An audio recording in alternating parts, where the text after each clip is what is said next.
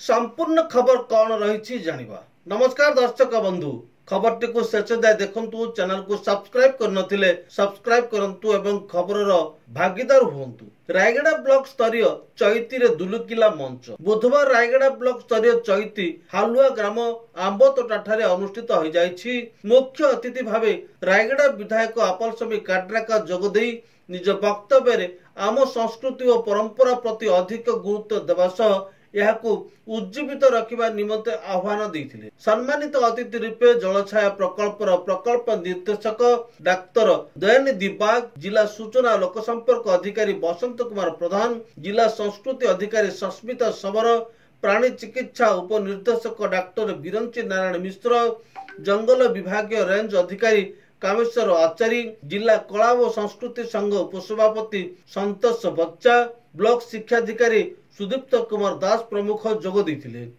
अपराह्न अतिरिक्त जिलापाल भास्कर रहित उपजिलापाल श्रीमती कल्याणी संगमित्रा देवी, एनआईसी जिला सूचना अधिकारी एन गुणशेखर जोगदेई स्थानीय कलाकार को सेमानकर पूर्व पुरुषों ठारू प्राप्त कला संस्कृति और परंपरा को जीवंत रखिबारे अनन्य योगदान निमंते प्रचेष्टा भूयसी प्रशंसा करथिले।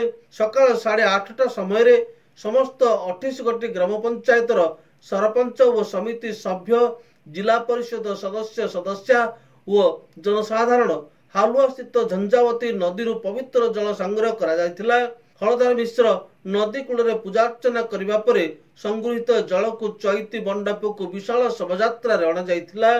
ब्लॉक अध्यक्षा टुनी हुईका, बीडीओ अमूल्य कुमार साहू, उपाध्यक्ष हरप्रसाद हेप्रिका, जिला परिषद सदस्य समेत 28 गोटी ग्राम पंचायत सरपंच और समिति सभ्या कलश पीठरे आनी स्थापन करथिले।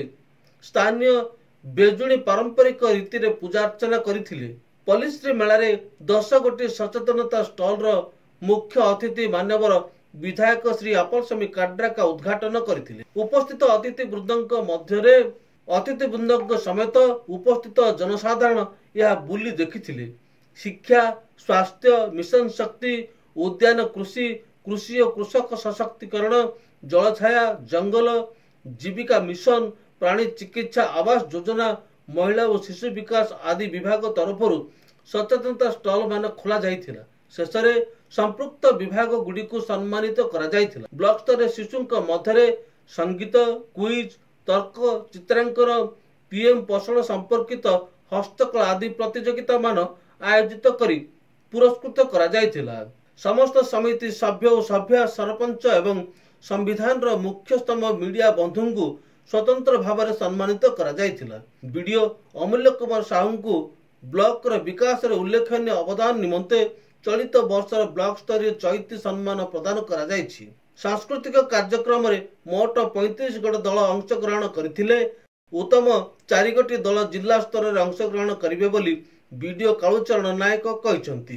बीडीओ कालूचरण नायक कहचंती। निर्देशक सुनील खुरा एवं ब्लॉक कला व संस्कृति संघ उपसभापति संतोष तांडी विचारक रूपे दायित्व निर्वाह करथिले। शिक्षक अशोक दास व नीलांचल मिश्र मंच संचालन करथिले। ग्राम पंचायत विकास अधिकारी नेतृत्व रे समस्त निर्वाही अधिकारी विभिन्न विभाग दायित्व निर्वाह करथिले। ब्लॉक महिला निर्वाही अधिकारी प्रारंभिक संगीत गायन करथिले। ए वीडियो कालूचरण नायक परिचालना करबा सह धन्यवाद अर्पण करथिले। समस्त कार्य हालुआ ग्राम पंचायत सरपंच तामरा बिड़िका आयोजन रे सक्रिय अंशग्रहण करथिले।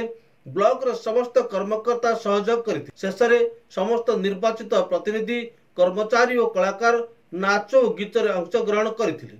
मंडप नाच रे दुलिकी उठिथिला। Bureau report, GTV Bharat Odia. खबरटी को शेष जाए देखिथिबारु आपनकु धन्यवाद।